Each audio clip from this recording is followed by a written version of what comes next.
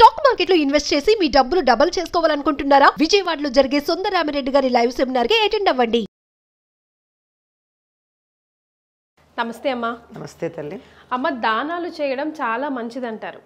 అసలు చేయకూడని దానాలు ఏవైనా ఉన్నాయా? అవి ఏంటి? దానాలు ఎందుకు మంచిది? ముకుందా జ్యువెలర్స్ తెలంగాణలో మొట్టమొదటి ఫ్యాక్టరీ అవుట్లెట్ మన కొత్తపేటలో ఫిబ్రవరి 14న గొప్ప శుభారంభం. దాన ధర్మాలు చేయాలి, చాలా మంచిది. దోషాలు ఏమైనా ఉంటే పోతాయి. దోషాలు పోతాయి. కన్యాదానాన్ని కూడా అందులోనే కలిపేశారు. దానం చేసేస్తారంట ఆడపిల్లల్ని. అది అన్ని దానాలు చేయొచ్చు. ఎందుకు, ఎవరికి చేయాలి అది కూడా ఆలోచించాలి. పాత్ర తేరిగి దానం చేయాలి. చెయ్యకూడని కొన్ని దానాలు ఉన్నాయమ్మా. ఒకటి అపాత్ర దానం చేయకూడదు. అంటే అమ్మా, అపాత్ర దానం అంటే అర్హత లేని వాళ్ళకి దానం చేయడం. ఓకే. ఉదాహరణకి ఒక తాగుబోతున్నాడు, మరి వచ్చి డబ్బు అడిగాడు. మనం జాలిపడి ఇచ్చాం. వాడు వెళ్ళి తాగి ఎవరినో చంపేశాడు. తాగడానికి మనం ఇచ్చిన డబ్బులు కారణం. అందువల్ల మనం చేసింది అపాత్ర దానం. కరెక్ట్. అపాత్ర దానం చేయకూడదు.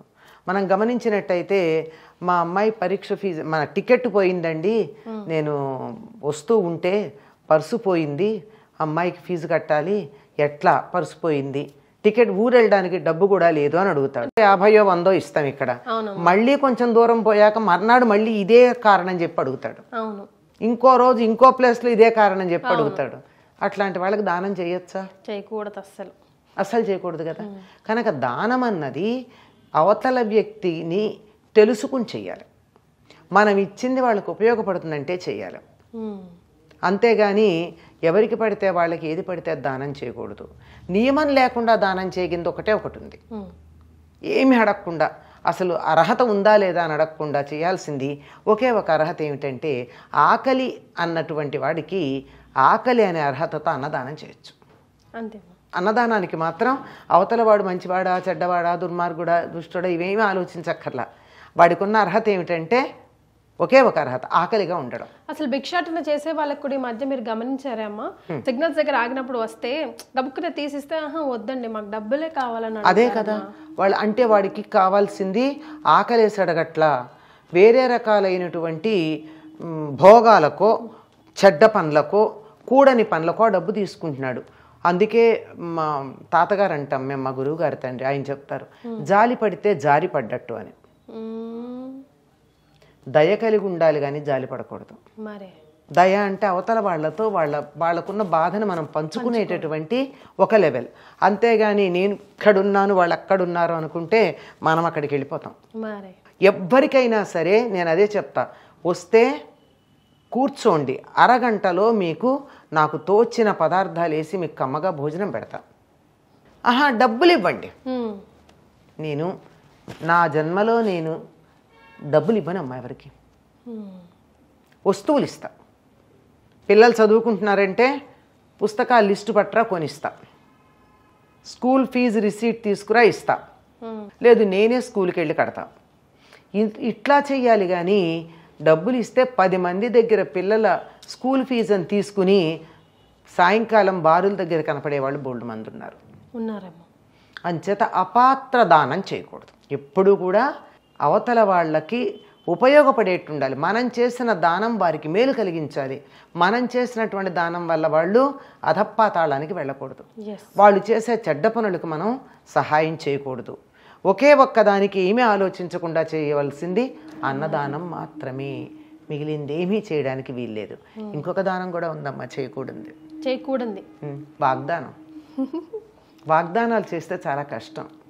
నిలబెట్టుకునేటటువంటి సత్తా లేనప్పుడు వాగ్దానం చేయకూడదు. నేను ఇది తప్పనిసరిగా చేయగలను అన్న నమ్మకం నాకు ఉన్నప్పుడు, 100కి 100 పాళ్ళు నేను నెరవేరుస్తాను అనేటటువంటి ఆత్మవిశ్వాసం ఉన్నప్పుడు మాట్లాడాలి కానీ, లేకపోతే అది చేస్తా ఇది చేస్తానని చెప్పడం చాలా తప్పు. అలా వాగ్దానం చేస్తే ఇబ్బంది పడిన సందర్భాలు మనకి రామాయణంలో 2 కనపడతాయి. ఏదమ్మా ఒకటి చెప్పండి. ఒకటి దశరథుడు విశ్వామిత్రుడు రాగానే మీలాంటి వాళ్ళు వచ్చారు, మీరు ఏదడిగినా ఇచ్చేస్తానన్నాడు. రాముడిని పంపించమన్నాడు. ఇబ్బంది పడ్డాడు. కానీ చివరికి వశిష్ఠుడు చెప్పడంతో పంపించాడు అనుకోండి. తొందరపడి మాట ఇవ్వకూడదు. అలాగే కైకకి 2 వరాలు ఇస్తానన్నాడు. ఆ వరాలు ఇవాళ అడిగింది ఆవిడ తీర్చమని అడిగితే తీరుస్తానన్నాడు. ఏమిటో ఆయన వాగ్దానం చేశాక, తీరుస్తాన్ని వాగ్దానం చేశాక విషయాలు బయటపెట్టింది. రాముడి వనవాసం, భరతుడి పట్టాభిషేకం. 2 సార్లు తొందరపడి వాగ్దానం చేస్తే ఇబ్బంది పడ్డాడు. కనుక వాగ్దానం అన్నది త్వరపడి చెయ్యరాదు.